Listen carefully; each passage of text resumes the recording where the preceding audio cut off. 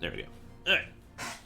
So, I gotta run Windows 3.1 to get this game started. So let's see if I remember how to do this.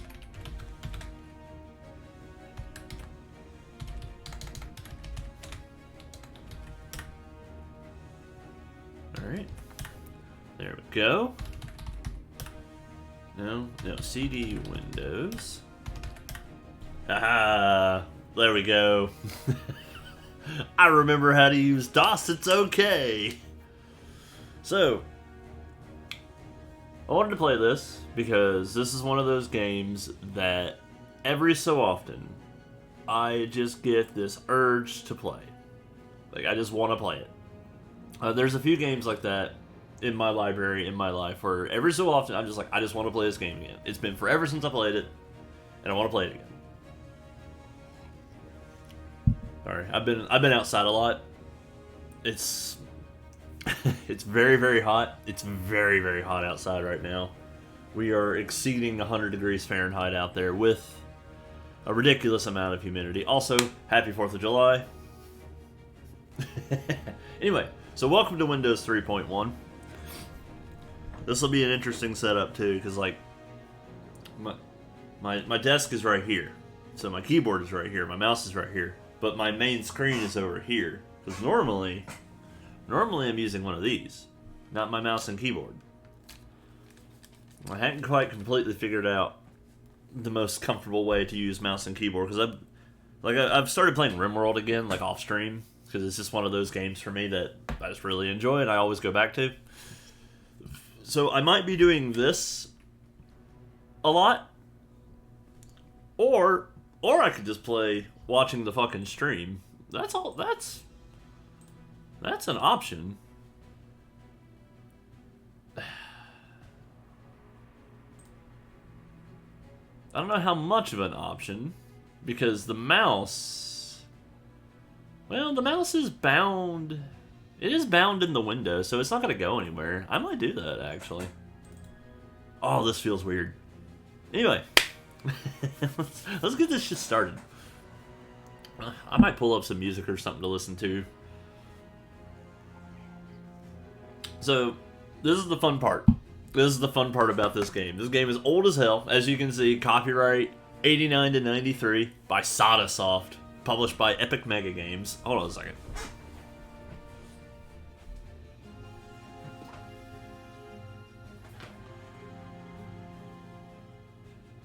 Yeah, not the same people. I didn't think so. So, I have this box copy that you can also see down there. The actual cover art of this box, which has nothing to do with this game whatsoever. There are no reboot-esque graphics. There are no pterodactyl enemies. I don't know what the hell this is supposed to be,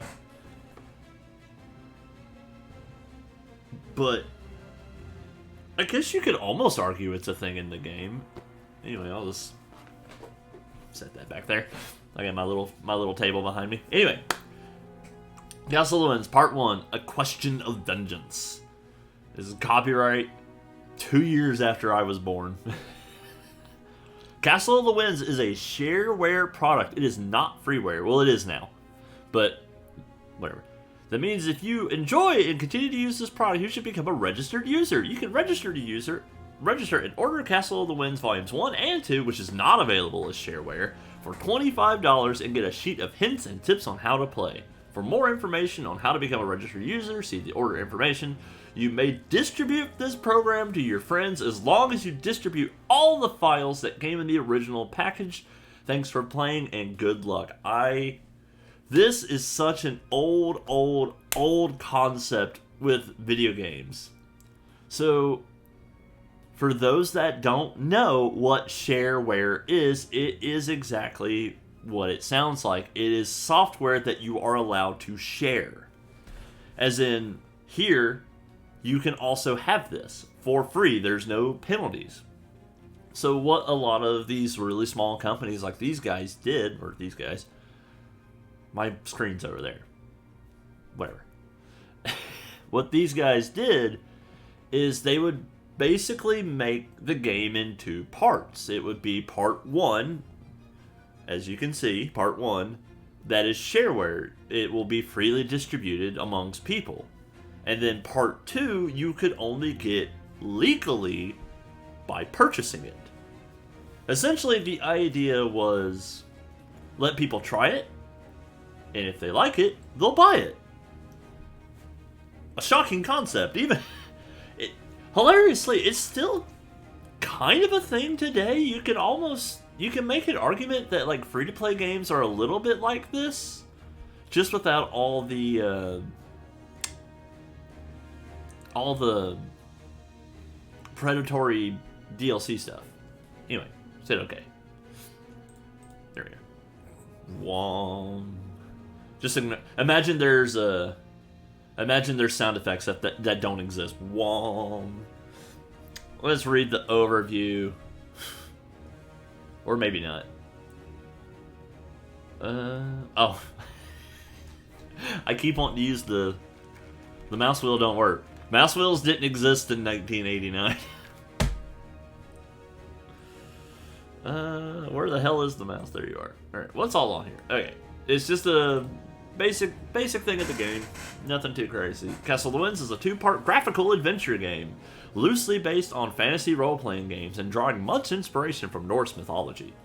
Part 1 concerns the character's efforts to avenge the death of his or her godparents, who were foully murdered by unknown agents. Along the way, you will do battle with evil monsters, brave deadly traps, and collect the money and magical treasures guarded by dangerous foes. As the story unfolds, the character will also learn of his or her mysterious past, and the legacy left by the character's long-dead father. And then it just tells you how to, like, play the game, essentially.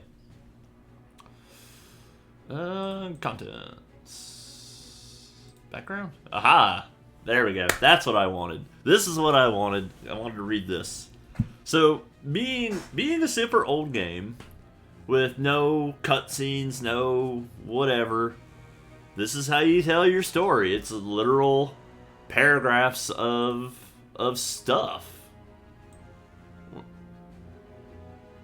I mean, it's not super long, but like this is how you're gonna have to tell the story of the game, because there's not much other way to do so back in this day.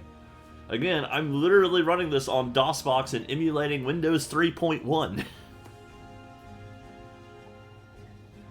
Granted, I played on Windows 95 back in the day, but it's easier to emulate 3.1 than 95.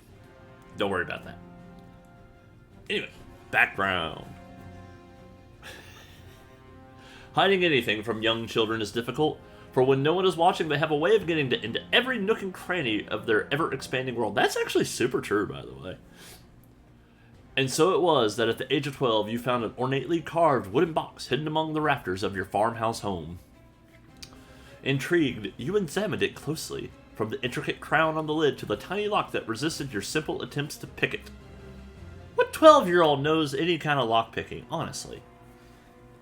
At last you placed it where you found it, and continued the search for the bird's nest and mice that had taken you there in the first place. It stayed in your mind, however, and you found yourself wondering as you lay down to sleep at night, just what might be inside. Farm life can be hard, for there are always chores to be done, especially as the only child being raised by aging godparents. But there are joyous times as well, when the harvest is in and life slows down to contemplate the splendors of autumn's beauty. One of my favorite times of the year. And often on those crisp autumn nights, you manage to coax a story out of your godfather. Sometimes he would tell you legends of the gods, wondrous tales of battles between Thor and the giants, or the troubles caused by the trickster Loki. Other times he would tell of the days of his youth, when a brave young warrior he had served in the king's, I'm not even going to try to pronounce that, royal guard. But this night you had another subject in mind, for the carved box had been in your mind for days. Grandfather, you said, for while he was not truly your grandfather, he seemed as close as one. What's in the box under the eaves?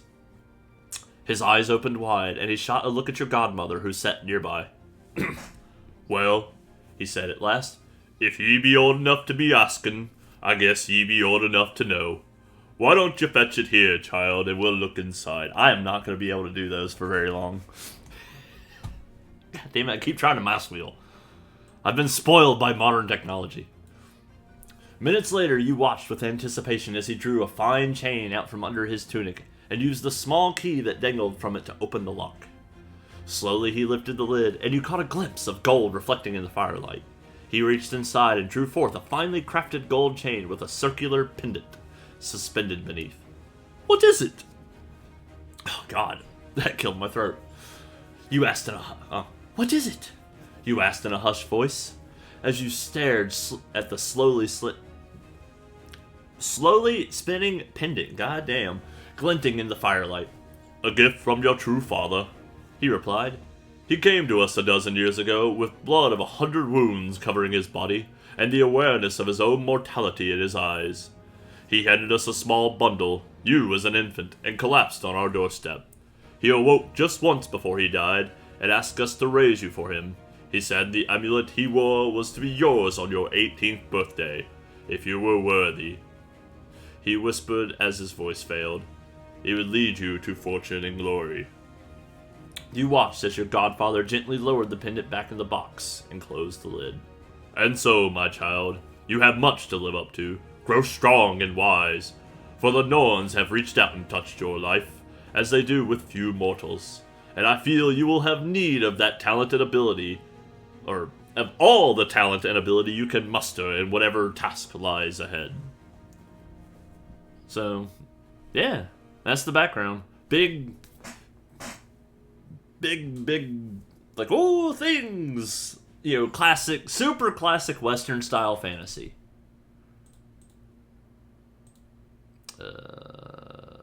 Close. There we go. I gotta remember how to do shit on here. So, yeah, I'm gonna start a new game. So, I've definitely played this before. I've beaten this many times, actually. I love this game. Literally, I played it so much as a kid. I've beaten it many times. I don't think did I ever beat it as a kid?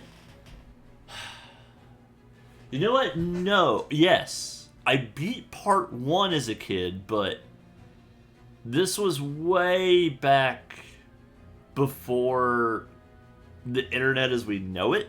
So the internet existed, sure, but like finding the knowledge of being able to find anything on the internet wasn't so prevalent. And while I probably could have found this game somewhere on the internet, I never really did until I was an adult. Or at least a late teen. It might have been late teens. I might have beat it in my late teens at some point, back when the internet was becoming more of a thing. And I was starting to understand the idea of I could just go find stuff. Anyway, so I'm just gonna... Well, I really shouldn't. We'll pump it up to difficult. I'll make it difficult. Why not? So, if I recall correctly, okay, I can't even hit help here. So strength. So this is how this crap kind of works. It's like super basic D&D. Strength is your ability to hit and how hard you hit. Intelligence is your magical abilities. Essentially, intelligence really only dictates, as far as I know, how much mana you have. Constitution is your HP. Dexterity is your ability to... It's your AC, essentially. It's your ability to dodge shit.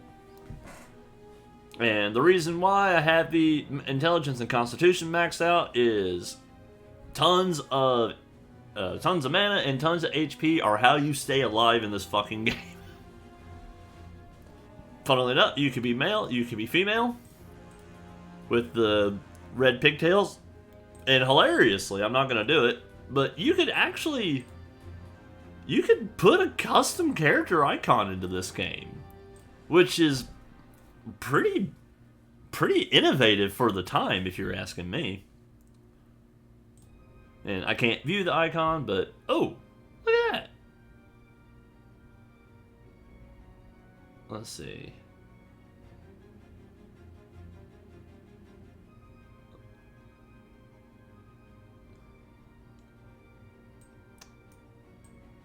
It doesn't really give the breakdown of what they do.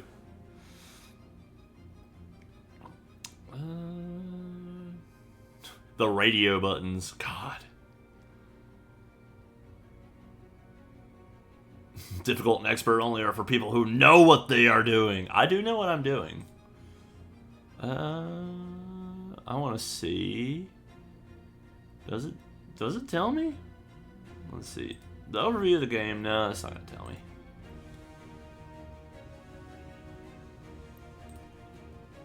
Ah, there we go. Cool. Found it. Perfect.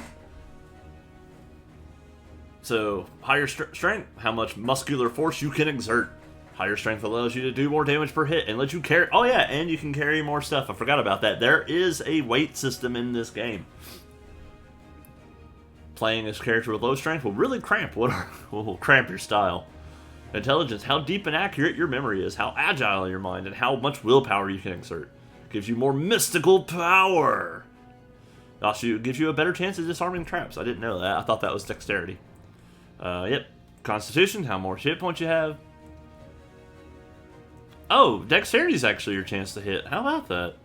So, nimble and coordinated you are, improves your AV, armor value, your chance to hit, and your chance to disarm traps. Okay, so intelligence and dexterity both do that. Good to know. Good to know. We're gonna close that. We're gonna hit this OK button, and so you hit OK, and now you get to... So every time you level up, you get to learn one spell. You can learn spells other ways, but you learn one every time you level up. And we are going to learn Magic Arrow, because it is the one attack spell on there. And we're definitely a mage, essentially. So, this game is half controlled, but you can control it fully with the keyboard, but you can also basically half control it with the mouse and a keyboard. So, to move around, you can actually just use the numpad, funnily enough.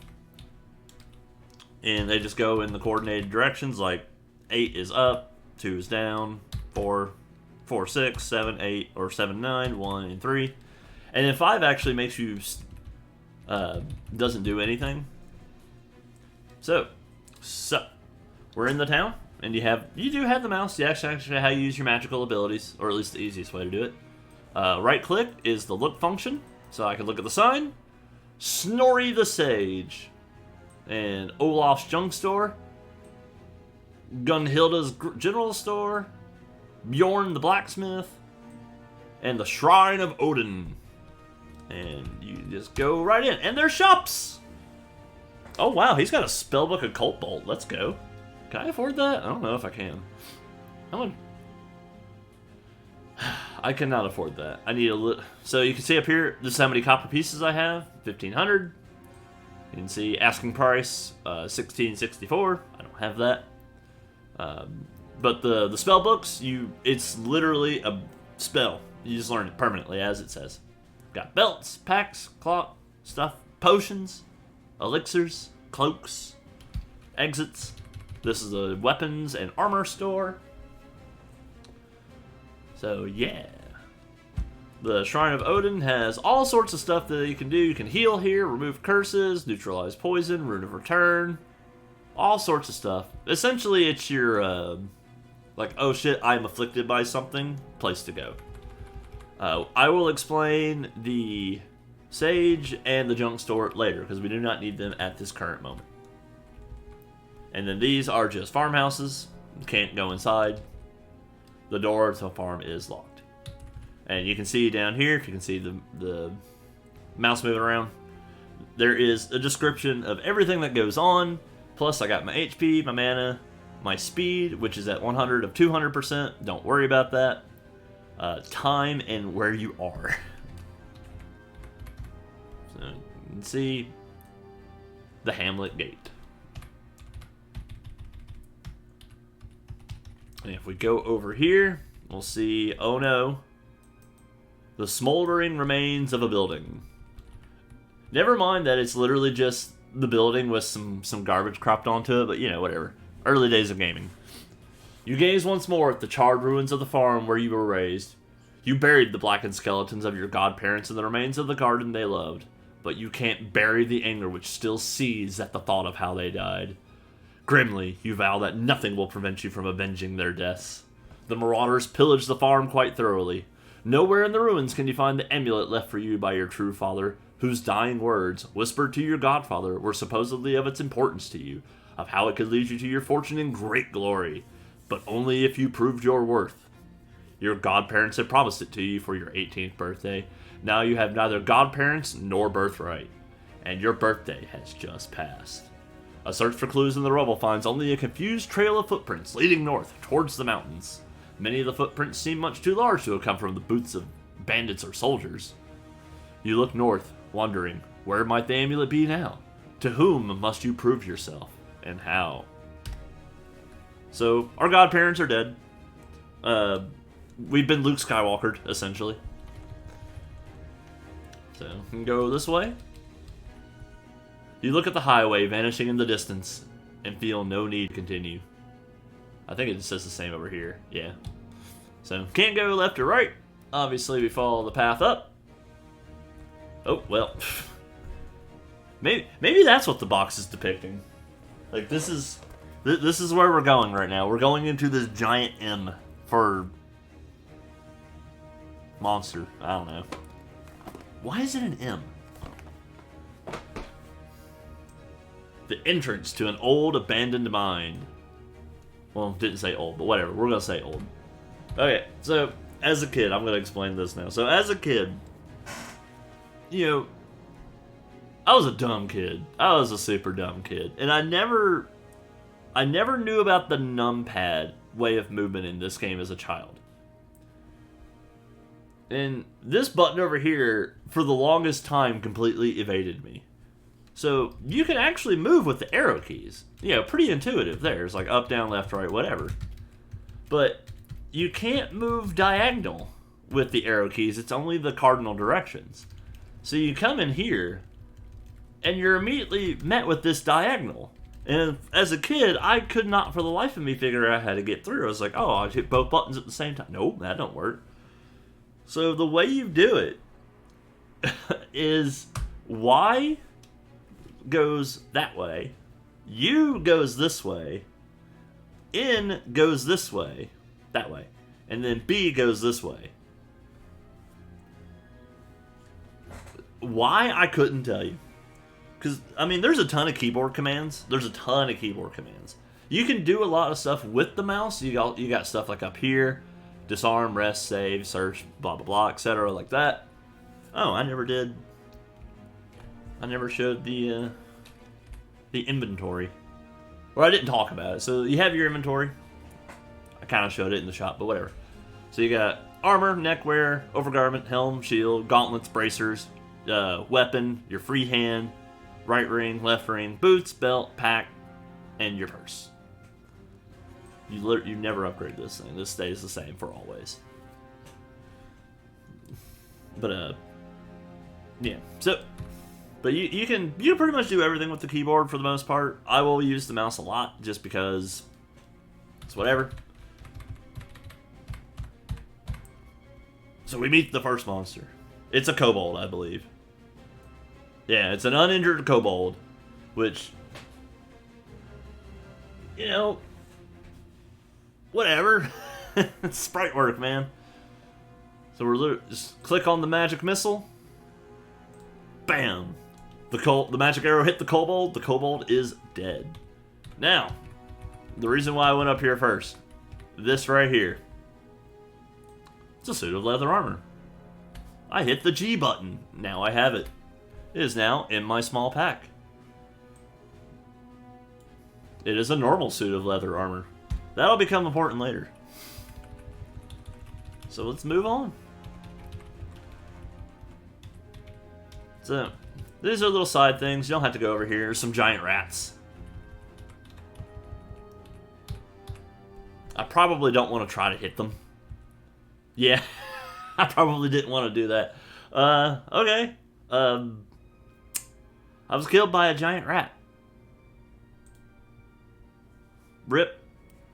I never did save, so we gotta hit new game. I forgot I put it on difficult. So I'll go ahead and explain these. Heal minor wounds does exactly what it sounds like. Detect objects, I'll explain in a little bit. Light. God, I'll have to explain.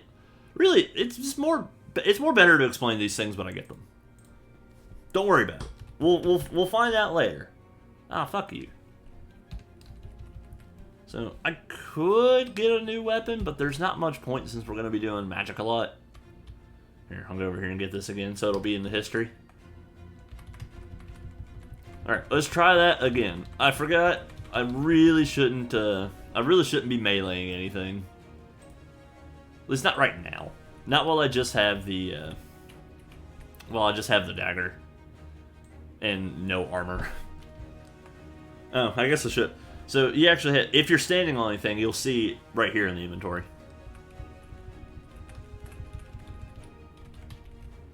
I don't have to kill the rats. But I'm going to, out of revenge.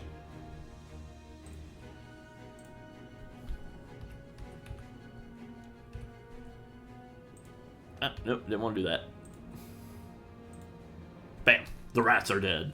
Okay, so I'll explain something else here in just a moment. Let's go up here and fight this this goblin. It's a goblin. Yeah, it's a goblin. And then bam, and he'll be like he's the first thing that drops loot. He dropped 91 pieces of copper. You get it? Go, that shit goes automatically into your purse. You don't have to worry about it. So, I'll just go ahead and show this. So, if you use your magic enough, you can see my mana is now 0 of 7. If you want to cast a spell when you don't have magic, you don't have enough mana, casting this spell may damage your health. And it can do, I don't think it's permanent damage. You can do the restore constitution thing. But if you try to cast mana while having cast spells while having no mana, it will hurt. Now, you see up here, there's a rest button. So, and down here is time. This is 9 minutes and 17 seconds. For every minute that passes, you heal 1 HP. For every hour that passes, you heal 1 mana. So if we hit rest, it actually won't do anything because by default, resting just does HP. You need to hit Shift and R. And that will rest you to fill your mana. And we have some stairs going down. And you have to hit a greater than sign.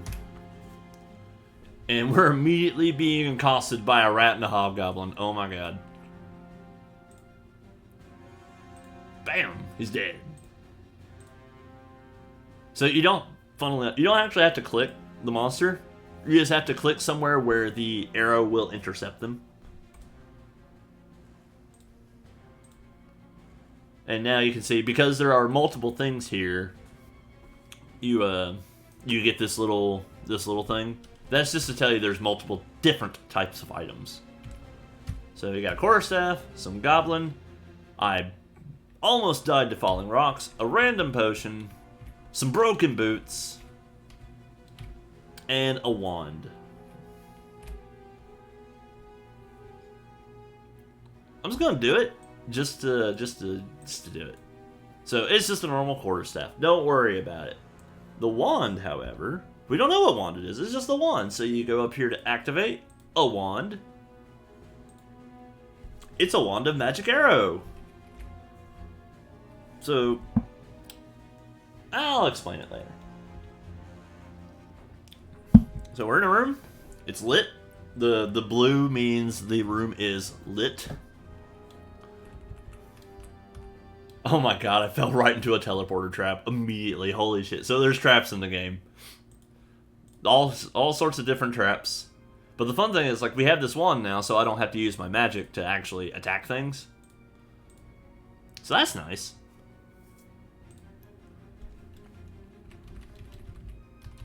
Alright. Man, the game is not being very nice to me right now. I tried to rest to restore my mana, and that did not work out. Let's try that again. Oh my goodness.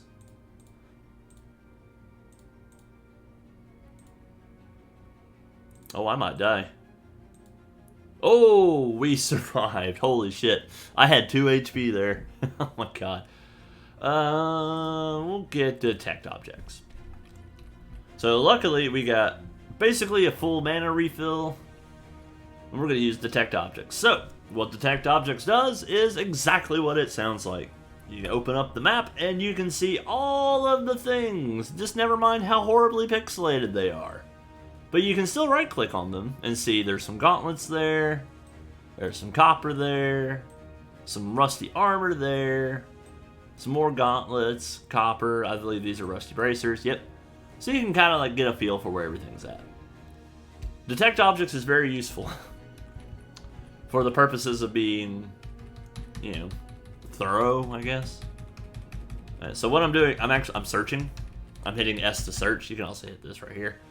There might have been a hidden door there. There does not seem to be, so we're just gonna move on. Moving on. No, nothing there. My goodness. I'm running into so many traps. So, this is actually a trap I can disarm. You hit the D button. I failed to disarm it. I've disarmed the trap. The only real reason you would want to do that is it does give you experience. So you can work on, you know, leveling up. Oh my god, a skeleton! They're fast! The skeleton is destroyed! Damn it! It's like, I gotta deactivate the, or disarm it so I can get past it. Oh! The wand is out of charges! Yep, there it is. So, it doesn't show you when you just use it, but the wands have charges. So they only have so many charges before they are no more good, no more usable. But that's okay, because we have Magic Arrow just in general. Oh, we need to find a hidden door now. Oh, there it is. Cool. So, you search. Searching will reveal both hidden doors and traps in the 8 tiles surrounding you. Or on the one underneath you under really, really specific conditions. Oh no! A snake is dead. Oh my god. Why are there so many teleport traps, dude? Holy shit. So, funnily enough, the Magic Arrow does have, like, an effective range where if I try to attack something too far... There we go. If I try to attack too far away, it'll actually miss. So I gotta get closer. I believe all of the magical abilities have, like, an effective range, essentially. Grab this. Where are we? Okay, so go this way. Hopefully not run into any more teleporter traps. Good lord. Oh my god. Oh man, fire ants are fucking dangerous, dude. I might die to this thing. Okay, we're fine. I'm gonna close that. Of course. I was trying to rest. I'm trying to rest a little bit because I'm in a bit of trouble.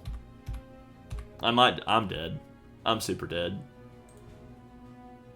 Unless this potion... Nope. I was gonna try to drink the potion to try to save myself. Ah, darn it. Reset that.